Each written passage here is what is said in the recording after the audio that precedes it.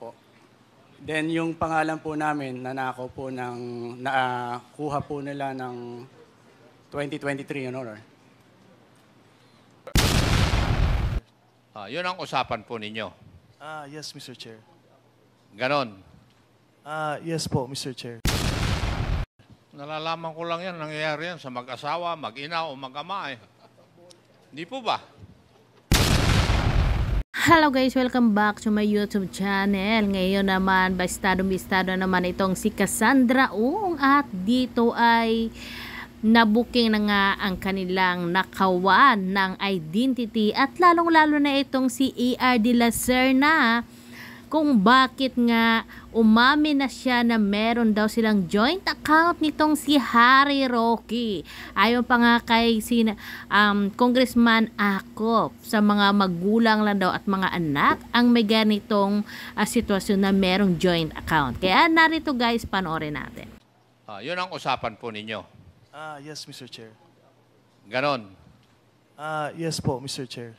Nalalaman ko lang yan, nangyayari yan sa mag-asawa, mag-ina o mag-ama eh. Hindi po ba? Di ba yung joint account?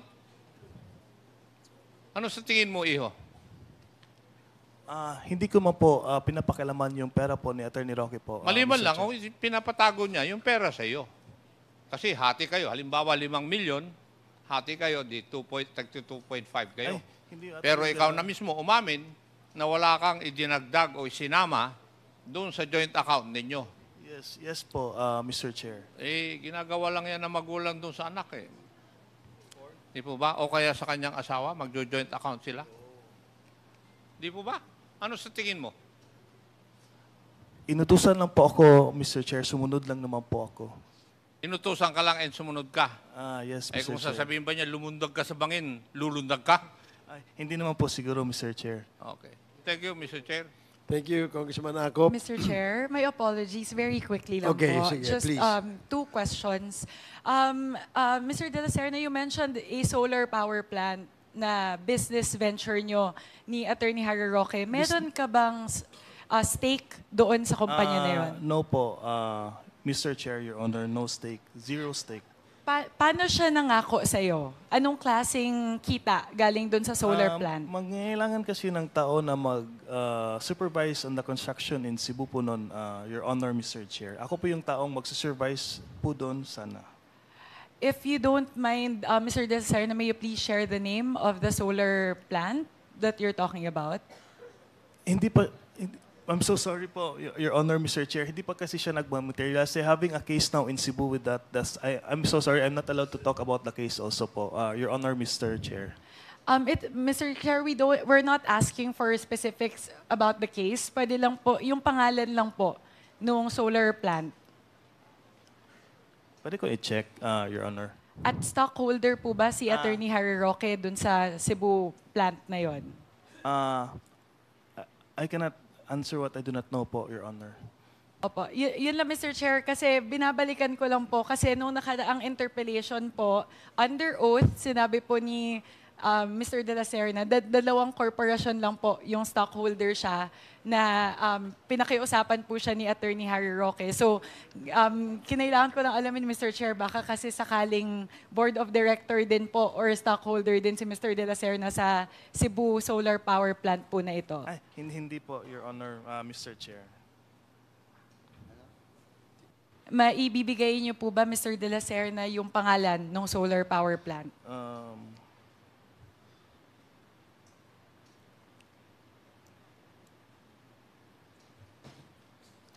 Mr. De La Serna, habang hinahanap niyo po, so ang expectation po ba ay habang nag-aviation school kayo sa Pampanga, nahanap ay ko na manage po kayo na solar power plant sa Cebu? Ganun po ba yung usapan? Magkalayo po yun. That was before deciding to pursue a career in aviation po, Your Honor. Okay. The name of the company would be Northern Cebu Renewable Energy Corporation Incorporated po. Sorry, Mr. De La Serna, can you say that slowly po? Northern Cebu Renewable Energy Corporation Incorporated po, Your Honor, Mr. Chair. Apo. Thank you very much, Mr. Chair. Thank you, Congresswoman Sonsing. Yes, I have a follow-up question. Medyo na-intriga ako dun sa ano eh. Please proceed, Congressman Sia. Oo. Mr. De La Serna, can you confirm ano po itong joint venture ninyo ni Attorney Harry Roque pagdating sa solar energy? Wala po kaming joint venture with the company po, Your Honor, Mr. So Chair. ano yung participation mo doon, Mr. Chair? Attorney De La Serna. If magkakaroon po, ma-pursue po yung solar power plant po doon, ako po yung tatao for Attorney Roca in Cebu po, Mr. Chair, Your So Honor. stockholder ka din doon kumpanya? No, I'm not a stockholder there, Your Honor. So ano yung specific na participation mo doon? We'll just manage the construction of the solar panel po, Mr. Chair. Okay, To so- update po, Attorney Roque, which Okay. is he will be in Manila. Ako So in ibig sabihin, pag ikaw ang tao niya doon, at least you have a basic knowledge of how solar business is being run. Am I correct? Ang pagkakaintindi ko po before, Your Honor, Mr. Chair, ako lang po yung mag-update kay Sir Harry on ano po yung nangyayari Hindi, po pero ang in sinabi Cebu. mo, Mr. Chair, kanina is you'll be the tao. Yes, tama po. okay. So kung ikaw yung tao doon, ibig sabihin at least you'll have a knowledge on how to run a business. yes. Diba? So do you have a knowledge on how to run a solar business? I'm still studying po, Your Honor, Mr. Chair. Hindi, but before that, kasi hindi niya gagawin na ikaw ang papalagay niya doon, Mr. Chair, kung malulugi para sa kanya na ikaw ang tatayo doon. Kasi the reason why, I think Attorney Harry Roque, matalino yun, di ba? Yes. Oo. So the reason why ikaw ang nilagay niya doon, apart from confident siya, na ikaw ay pinagkakatiwalaan niya, baka baka confident siya sa iyong kaalaman. Hindi ho ba? Ang pagkakaalam ko po, Your Honor, Mr. Chair, ang trabaho ko lang po doon is to update Attorney Roque po sa mga but you updates said- po in Cebu. So you said that you'll be the person in charge of the Ito yung sinabi mo, you'll be the person in yes. charge in Cebu to update, not only to update Harry Roque, but you'll be the alter ego of Attorney Roque. Mostly po ng work ko talaga po, Mr. Chair, Your Honor, is to update Attorney Roque po sa mga ventures Sinabi niya mo, po. okay, let me go back to my previous question. Tinanong kita, yes. do you have a basic knowledge? Sabi mo, nag-aaral. So can you please update me, ano yung eksakto na, na aspeto ng solar energy ang investa ninyo or alam mong pwede mong i-share sa committee ito? Ang alam ko po, they will be producing floating energy po in Cebu po. Is it is it generation? Is it distribution? Or do you also involve in transmission lines? Do you Generation po. Ano? Generation po. Sa generation. So malaki yan kasi ibig sabihin you'll be Yes. producing energy. So how much is that? Would you know how much is the? Yun ang hindi ko po alam, Your Honor. I'm so sorry. So wala kang alam doon sa paano mo Actually- i-update si Mr. Harry actually, Roque kung wala kang actually- kaalam-alam? Actually po, Your Honor, Mr. Chair, hindi po siya nag-push through po as of now. What do you mean hindi na push through? Sa nabanggit ko po kanina, Your Honor, Mr. Chair, they're having a case in Cebu. They're having a problem with some stuff po doon. So what year was this? Ang alam ko po, this year? This year po. Last year pa pala, Your Honors. 2023. Yes, Your Honors, Mr. Chair. For now, Mr. Chair, may we know the status of Ms. Ong? Would she be available for the questions, for answering questions, Mr. Chair? May we know, Mr. Chair, what's the status of Ms. Cassandra Ong? Apparently, since she's still not here, she's still being checked by the doctor. So, looks like it will take a while, Konzia. So, we may ask questions to other resource persons present. If the Congressman Zia is done, Actually, I'm reserving my questions for Ms. for Ong. Congresswoman, Ms. Ong, yes. Ms. Ong, okay. So ako, meron lang akong tanong dito kay Mr. Linsangan at kay Mr. Chua. Nung last hearing, tinanong ka namin kasi meron kang binentang lupa. No? Tama ba? Good afternoon, Mr. Chair. Yung pong pagbebenta ng lupa, Mr. Chair, is authorized representative lang po ako, Mr. Chair. So, authorized representative kanino nung may-ari ng lupa? Yes, Your Honor. Sino po ba ang may-ari ng lupa?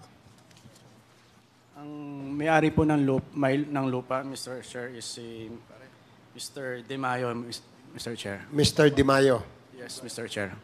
So, mayroon siyang SPA na Yes. pinirmahan para sa'yo. Yes, Mr. Chair, meron po. Nag-provide ka ba ng kopya ng SPA dito? Yes, Mr. Chair, meron po. Okay. So, magkano yung bentahan ng lupa?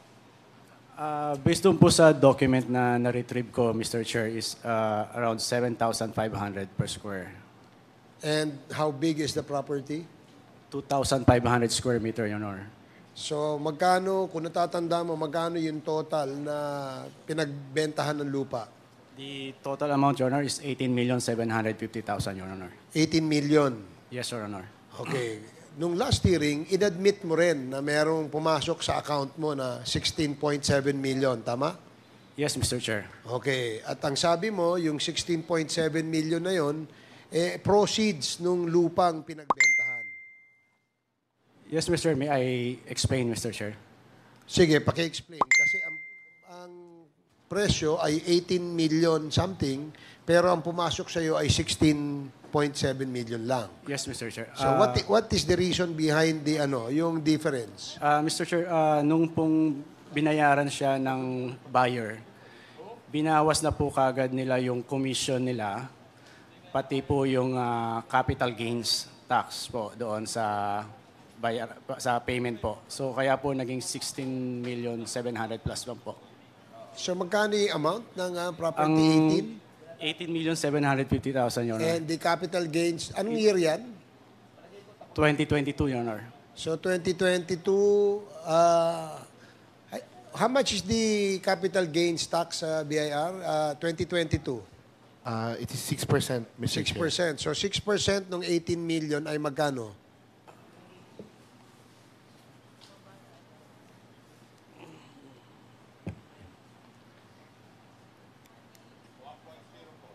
So 1.04 million yung capital gains. Yes, Your Honor. Tama? Yes, Your Honor. Okay. Magkano yung amount? 18? Plus the 5% commission, Your Honor. Na So binawas. 5% yung commission ng Mga agent and... mga po. agent. But ilan ba yung agent doon? Marami po, Your Honor. That time, marami pong sobrang dami po. Kasama ka ba sa agent? Opo, bale, nag-ahente lang din po ako dito, Your Honor. So saan ka? Agent ng buyer? Agent ng seller? Ano ba? Sa seller side po, Your Honor. Sa seller side. So you're telling me that the buyer nagbigay ng 5% commission sa agent at yung seller naman nagbigay din ng 5% commission sa ahente. No, Your Honor. The seller po ang nagbigay ng 5% commission in both sides, Your Honor. Hinati po yung 5%. Hindi, kamo, din. di ba, ang sabi mo, both side, no, yung seller at yung buyer, may commission yung ahente. Yes, sir. Hinati po yung 5% na binigay ng seller. And can you please give me a figure? Anong ballpark figure nung commission? Yung nakuha ng sa buyer side tsaka sa seller side? Si Mr. Chua ba ay ahente ka rin? Wala, hindi ka kasama dyan sa transaksyon na yan. Okay. Nasa 468,000, Your Honor. Okay, so 468,000. Yan ang commission mo. Hindi po sa akin lahat. Hati-hati pa rin po. Magkanong portion, magkanong share mo dyan sa 468,000?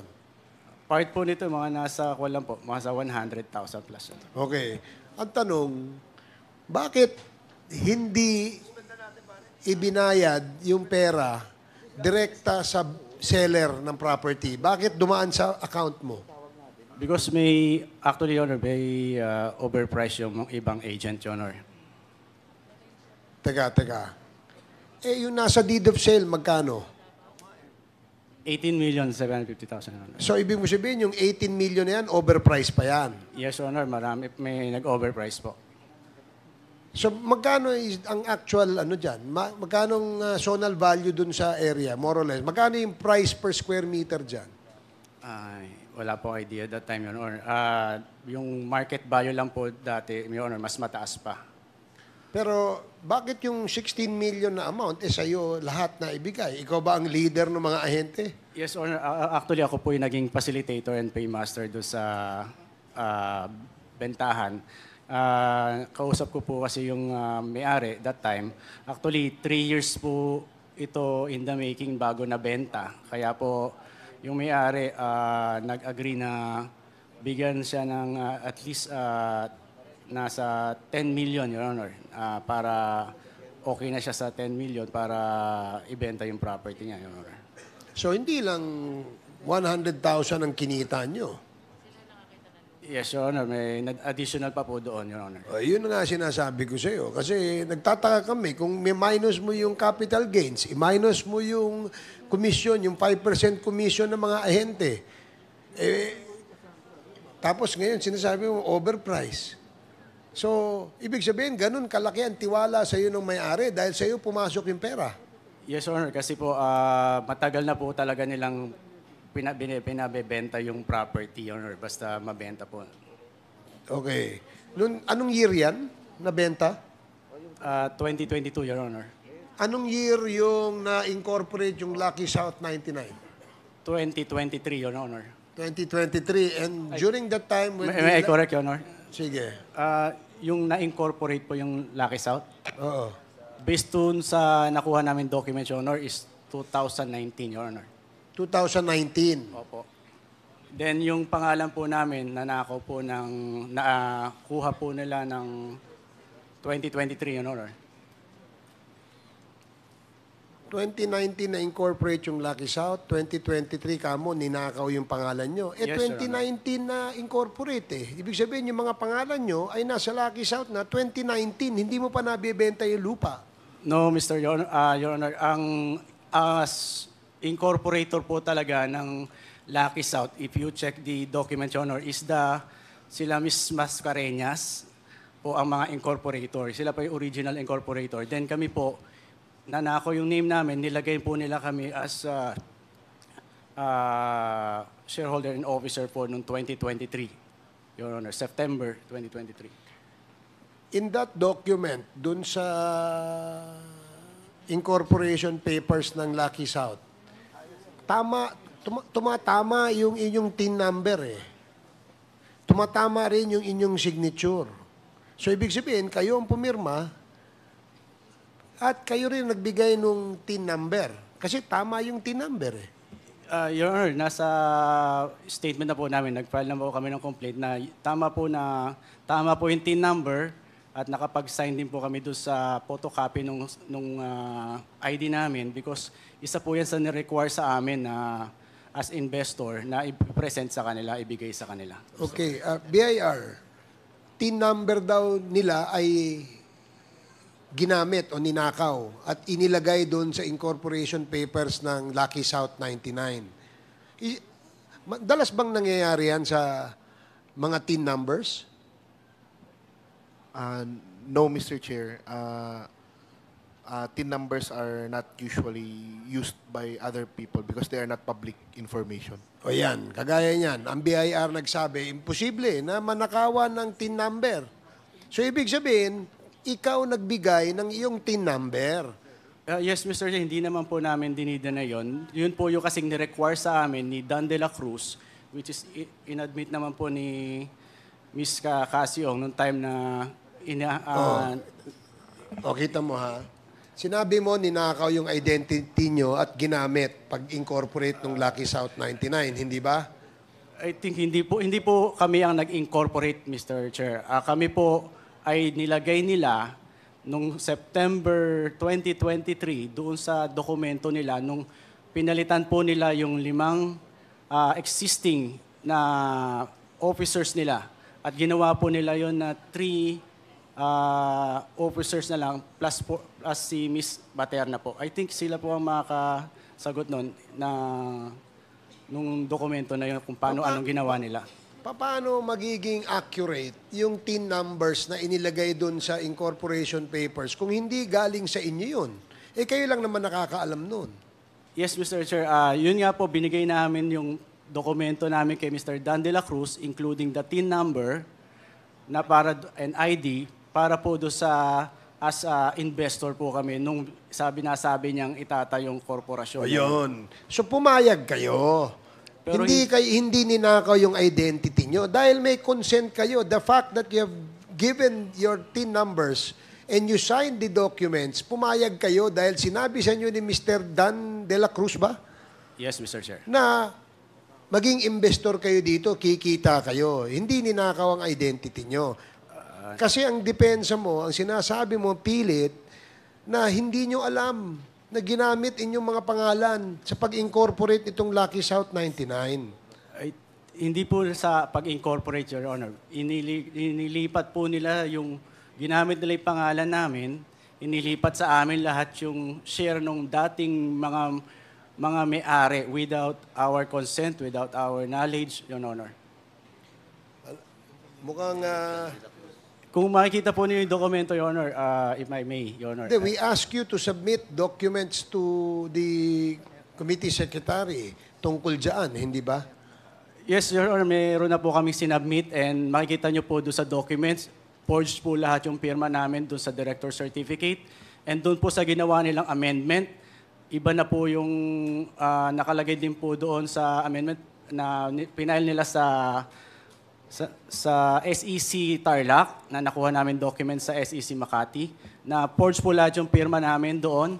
At the same time, pinalalabas po nila na kami na raw po yung officers as of November 2023, Your Honor. And yun din pong notary, upon filing po ng kaso against kala Ms. Baterna and Ms. Casiong sa Angeles City, we confirm na yung notary po doon na ginawa nila is fake din po and hindi siya commission ng Angeles City. Kasi po doon yung notary. Fake? Yes, Your Honor. Wala daw pong existing na ganong commissioned lawyer doon sa Angeles City, Your Honor. Mr. Chair, may I? Ronaldin, narinig mo yung sinabi ni Mr. Linsangan na kayo ay magkakasama bilang incorporator dun sa Lucky South 99? Yes po, Mr. Chair. So doon sa papeles ba, nakikita mo yung mga papeles? Nakita mo ba yung pangalan ni Mr. Linsangan? Parang nabasa ko po minsan. Si Mr. Chua. Di ko na po matandaan, Mr. Chair. Sino yung, meron pa isa eh? Mr. Ang, Miss Edwin Ang, Your Honor. Mr. Ang, si Mr. Ang, Edwin Ang. Parang yung kay Linsangan po medyo familiar. Mr. Chair, if I may. Sige. Yes, Mr. Chair, Congressman may I? Abante. Yes, kayo po yung tatlo, Mr. Chair, yung tatlong nasa hearing namin, I think it was the first time, Yes, Mr. Chair. yung tatlo na pinakontempt ko pa nga kayo, winidraw ko lang, di ba? Yes, Mr. Chair. So, kumusta na, Mr. Chair, yung kaso na inyong final laban po sa talagang incorporator ng Mr. Chair, yung po Lucky sa... South 99? Mr. Chair, doon po sa Makati, submitted for resolution na daw po. Then, doon po sa Angeles, wala pa po kaming nare-receive kung meron na po kaming hearing. We filed that last August 15, noong time pong may first Quadcom po sa Pampanga. Andun po kami naman sa court ng Angeles City para mag-file ng second case against them. Mr. Chair, anong demanda ang final ninyo? Anong demanda at ilang demanda, Mr. Chair? Mr. Chair, doon po sa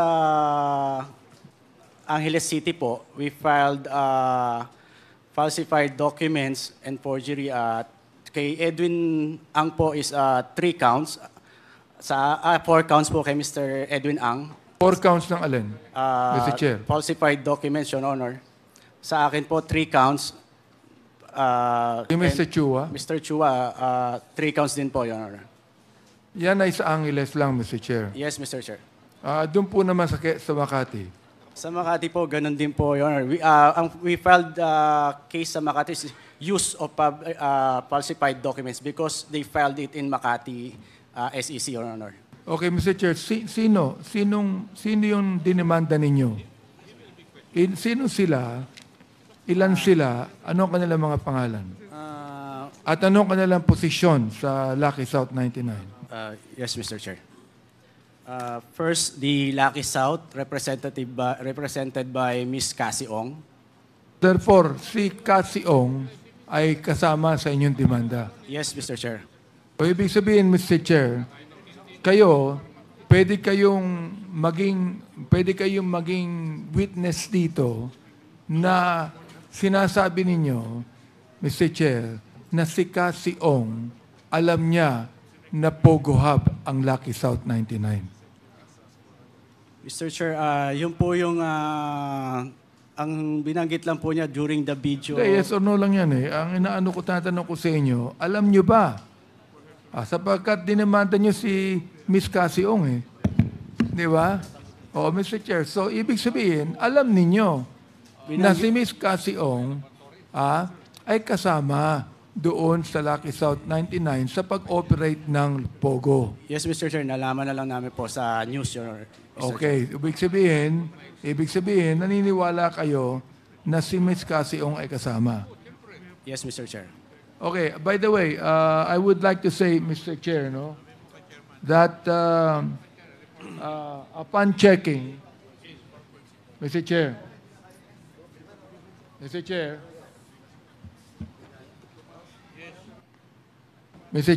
Yes, Co-Chair Abante, please proceed. upon checking on Miss Cassie Ong, her blood sugar is 167, which is above normal. Now, I am diabetic for 45 years. I know what is normal, above normal, and low blood sugar. Oh, and by the way, also, Mr. Chair, the blood pressure of Miss Cathy Ong is also normal. Mrs. Congressman, Chairman Abante, with the intelligence, the doctor is now Yes. briefing Chairman Barbers, and let us ask the doctor to Yeah, I'd report. like just to manifest this, Mr. please Chair, proceed. because we do not want that, we'll have a wrong notion of Miss Cassie Ong. No? Anyway, I'd like to continue my question. Your manifestation in regards to the medical situation of Ms. Cassandra Ong is duly noted. Please proceed.